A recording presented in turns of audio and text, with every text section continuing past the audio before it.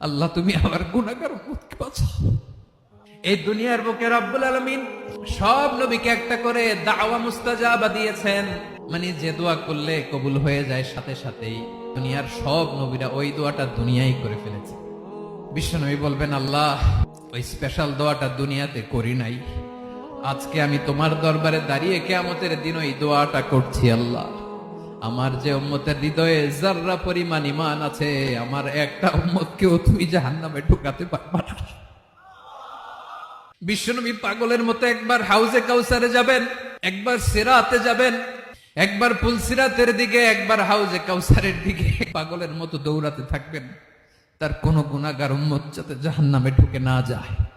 উম্মতি বিশ্বনবী আমার জন্য কাঁদবেন, আপনার জন্য কাঁদবেন, আমাদের জন্য সেদিন কেঁদে কেঁদে জাহান্নামের দরজায় দাঁড়িয়ে আমাদেরকে টেনে টেনে জান্নাতে ঢুকাবেন।